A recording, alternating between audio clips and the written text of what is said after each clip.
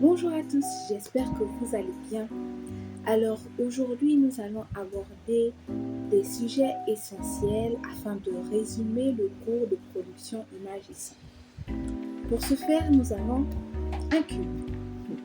Ce cube nous permettra d'expliquer les 6 phases importantes pour une bonne production audiovisuelle. Mais avant tout, jingle.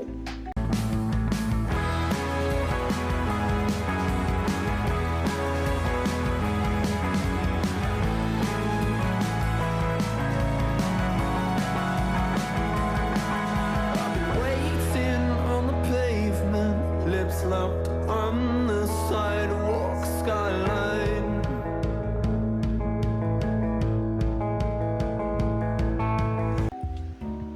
Pour une première phase, nous avons la lumière.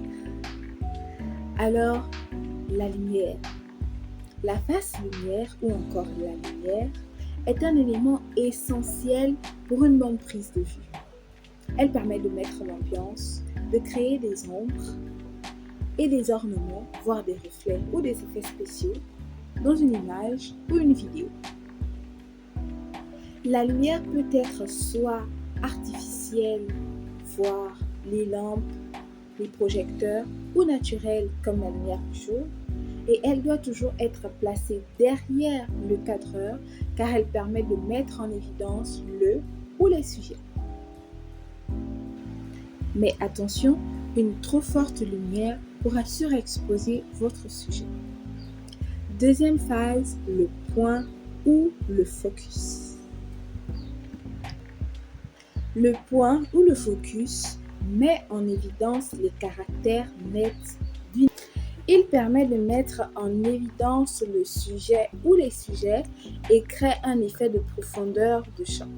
Troisième phase, les mouvements de caméra. Durant notre cours de production image et son, nous avons appris 2 principaux mouvements de caméra.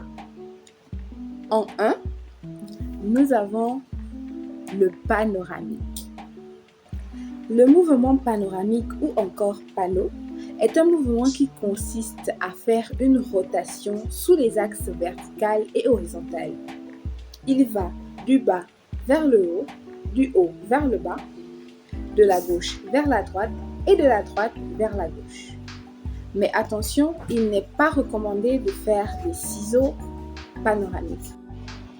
En 2, le mouvement de caméra travelling. Le mouvement de caméra travelling est un mouvement qui consiste à la caméra de se déplacer en même temps que le sujet.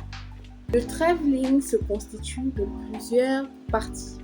Nous avons le travelling avant, la caméra avance et le sujet recule.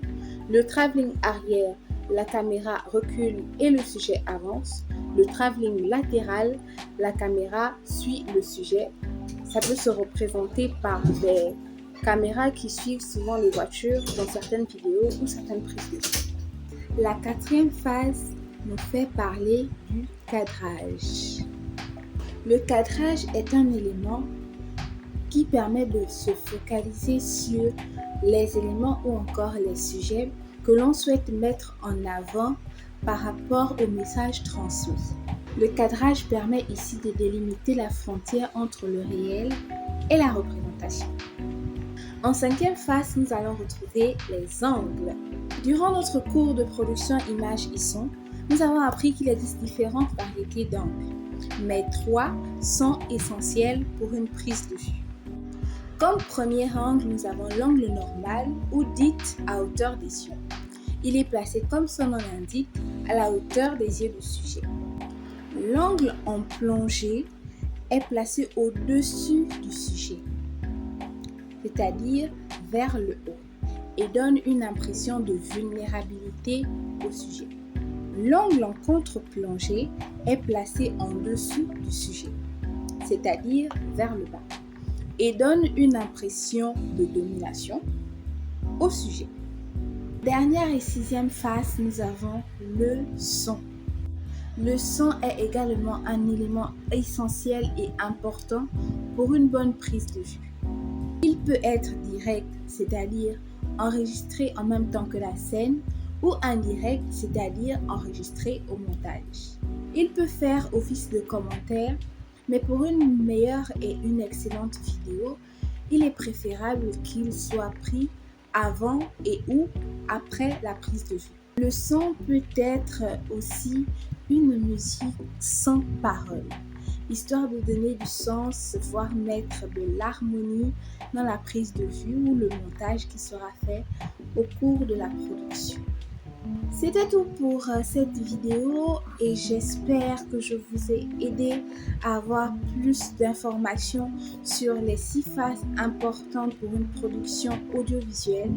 En ce qui me concerne, merci à vous d'avoir regardé cette vidéo. Merci d'avoir été présent jusqu'à la fin.